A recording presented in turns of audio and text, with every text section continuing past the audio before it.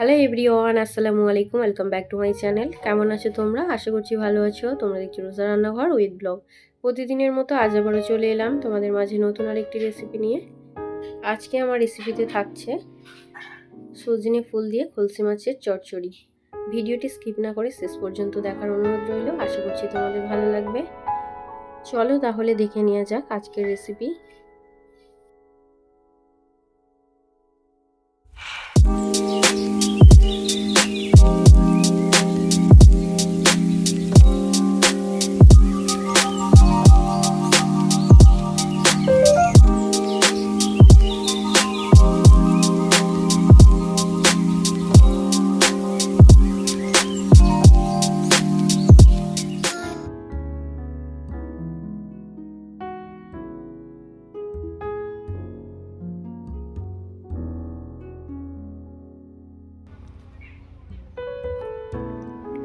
আজকে বানাবো খলসে মাছ দিয়ে সজনে ফুলের চচ্চড়ি।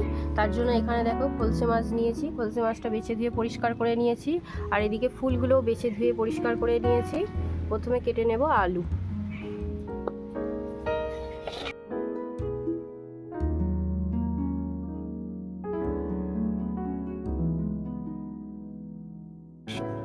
চচ্চড়ির জন্য আলুগুলোকে সরু সরু করে কুচিয়ে নেব।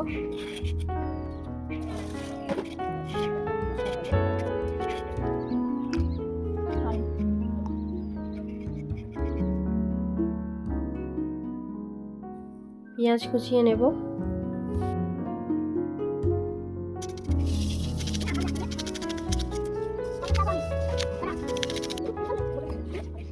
এবার একটা টমেটো কেটে নেব।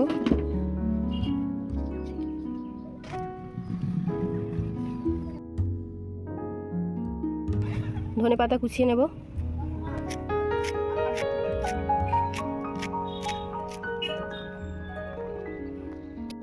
মাছে এবারে নুন হলুদ মাখিয়ে নেব।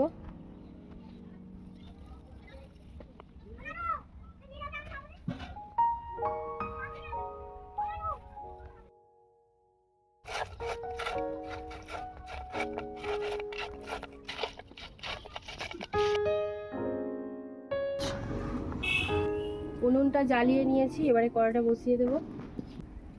কড়া গরম হয়ে গিয়েছে, এবারে দিয়ে দেব সরিষার তেল।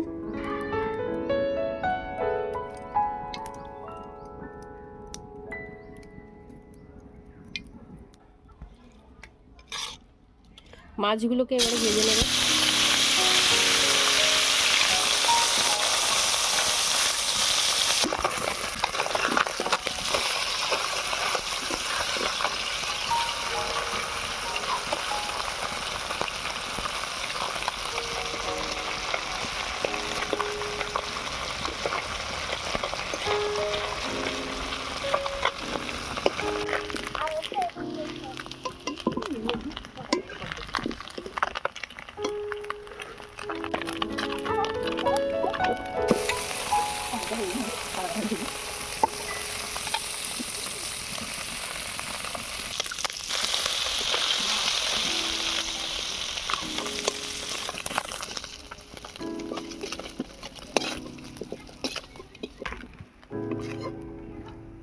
মাছ ভাজা হয়ে গিয়েছে, এবারে তরকারিটা বানিয়ে নেব। তার জন্য দিয়ে দিচ্ছি সরিষার তেল,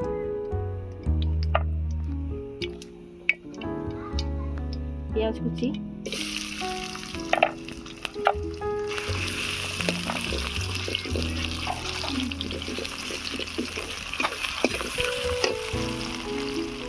রসুন বাটা।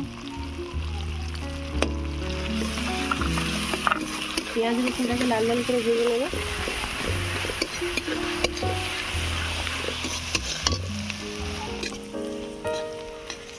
রসুনের কাঁচা গন্ধ চলে গিয়েছে, এবারে দিয়ে দিচ্ছি চেরা কাঁচা লঙ্কা, স্বাদ মতো নুন, লঙ্কা গুঁড়ো, হলুদ গুঁড়ো, জিরে গুঁড়ো, ধনে গুঁড়ো, মরিচ গুঁড়ো,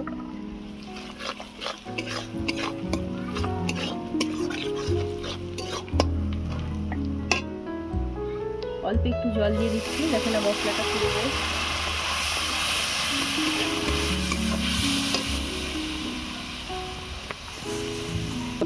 এবারে দিয়ে দেবো ধুয়ে রাখা আলু।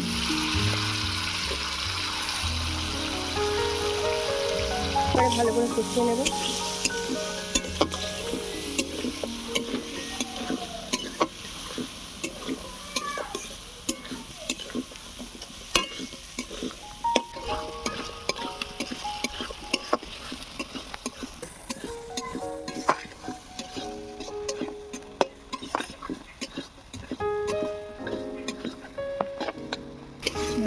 আলুটাকে ভালো করে কষিয়ে নিয়েছি।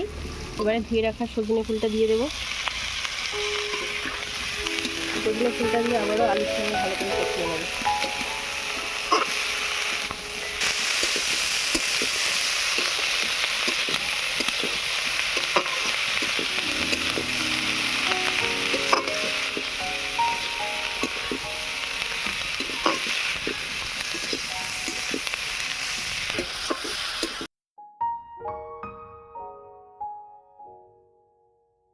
আলু আর সজনে ফুলটাকে ভালো করে কষিয়ে নিয়েছি। এবারে পরিমাণ মতো জল দিয়ে দেব।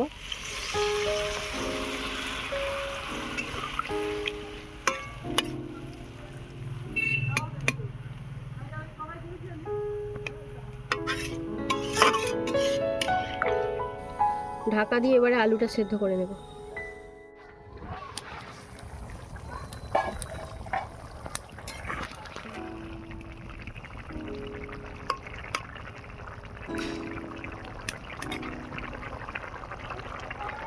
আলু সেদ্ধ হয়ে গিয়েছে। এবারে দিয়ে দেব টমেটো, ভেজে রাখা মাছগুলো সব দিয়ে দিলাম।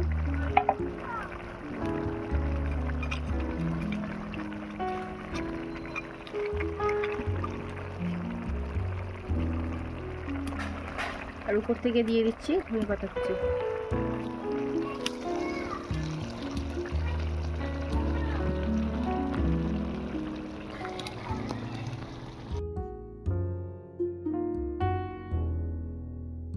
দিয়ে দিচ্ছি জিরে গুঁড়ো। ঢাকা দিয়ে এবারে 2 মিনিট ফুটিয়ে নেব।